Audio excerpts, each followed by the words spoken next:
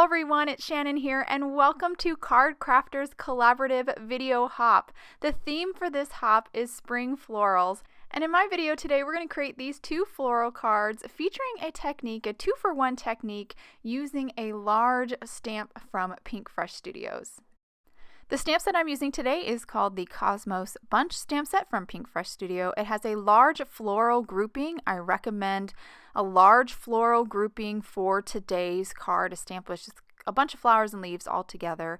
I'll also be using this awesome sticky mat from My Sweet Petunia. I'm going to pop it here in my MISTI, and then I'm going to grab the stamp and an A2 panel of white cardstock. Now I'm going to be very careful and pay attention to these lines that I'm lining it up on that sticky mat, because I need to use those again to stamp a second panel.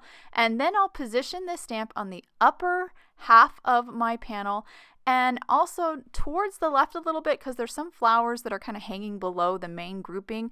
I want those to be a little bit to the left, a little bit off of center.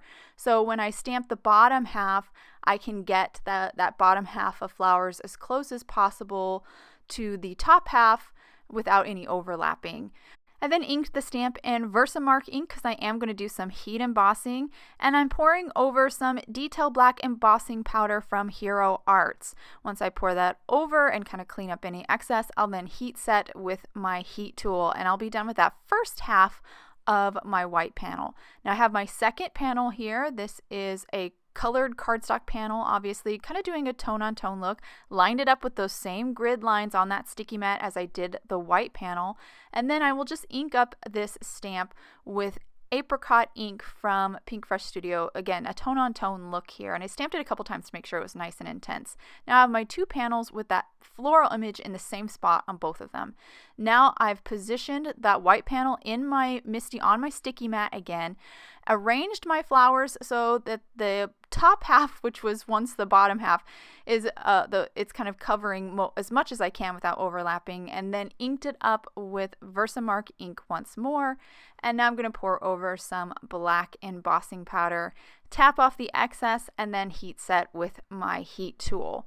And that panel is ready to be colored. Now moving back to my colored cardstock panel, lining it up again with those same grid lines on that sticky mat, and then stamping it a couple times, that floral image in the apricot ink from Pinkfresh Studio. And here we have two matching panels, one kind of tone on tone and one black and white.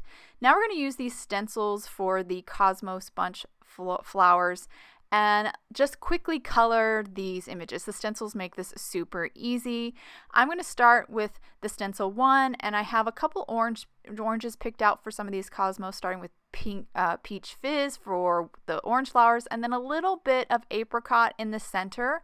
Now for my pink Cosmos, I'm starting with bubblegum, and then a little bit of Raspberry Bliss for the centers, just to add a little gradation over those flowers.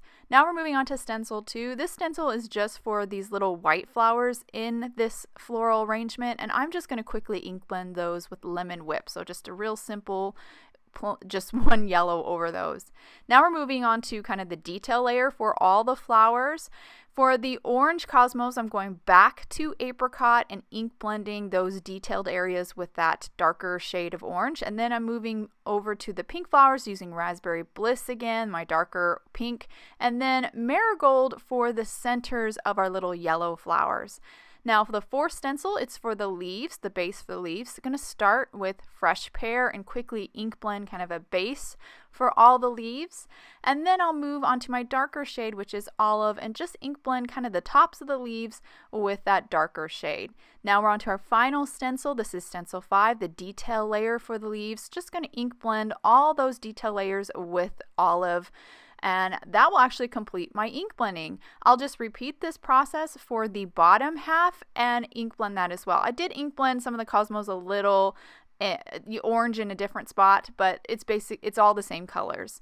So now we're ready to die cut this out. This is kind of the main 2-for-1 process. I have a A2 layers die from waffle flower here, and I'm going to center it over those two panels and die cut them at the same time. That's going to ensure that that window is cut in the same spot on both of them. Now, it didn't completely cut through my second panel, so I'll just line it back up, just nest it back in the impression that was left when I die cut it the first time, and then run it through again. And then I'll have my two windows or my two pieces cut for both of my panels. We're now ready to put these on to our card bases. I have two A2 top folding white card bases. I'm just going to add adhesive to kind of the frame portion, starting with the tone on tone panel. And then I'm going to grab the inside piece of the colored panel, and we're going to place that on our tone on tone frame card base. I am stacking up 4 pieces of scrap of white cardstock. I'm going to use that as dimension. You could definitely use foam adhesive if you prefer, but I think this is a great way to use up some of those scraps, and it provides a lot of support. I just stacked them all on top of each other and adhered them, and then I just glued my floral window insert piece on top and then glued it onto my card base. Now I'm going to move on to my second card base, repeat the process, but this time starting with the colored floral frame, just glue that down. And now I'm going to insert here this tone on tone piece. Of course, I did stack up 4 pieces of cardstock for dimension, glued that to the tone on tone window piece, and then glued it to my card front. And once I have those stuck down, I'm actually ready to move on to my sentiments. So I have this awesome die here. This is the Scripted Greetings die from Pinkfresh Studio. And I die cut 4 of my word dies out of black and then a vellum shadow or matte layer.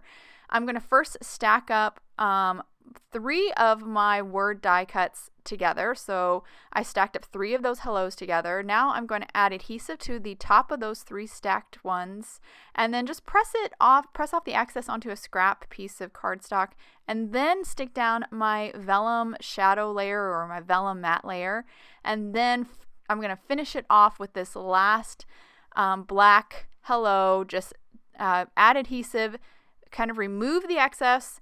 It just keeps things nice and tidy if you remove some of that excess, because if it squirts out a little bit, you're going to see it on the vellum, and that little tip really helps a lot.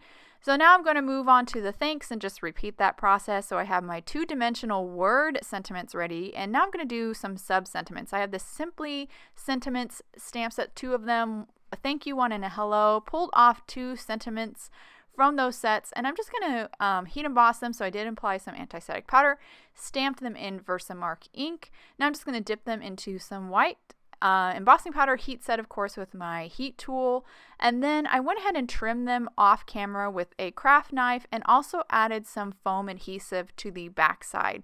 And now we're just going to wrap up these cards first by sticking down our word die cut, our dimensional word die cut, then removing the backing on the sub sentiment, and then just placing that right underneath. As you can see, one card here I have kind of the landscape style of card, kind of arranged in landscape style, and then here on the second card I chose to do it more portrait style. And so I'm just inking up, or I should say I'm adding glue to the back side of that thanks, and then removing the backing on the foam adhesive, and stick down my sub sentiment, and that will actually complete my cards. I'll hold up to the camera here so you can get a good look at all the details on these fun 2-for-1 cards. I love the pop of color in that center window on that first card, and this one, the background with the pop of color is a nice way to kind of draw your eye in to the sentiment. This is a great way to save time on coloring. I of course use stencils, but you can see how if you were to color these images, this is a great way to stretch that time you spent on coloring. I hope you guys enjoyed today's cards and video. Make sure you check out the other videos in this hop, and I hope you guys have a wonderful day.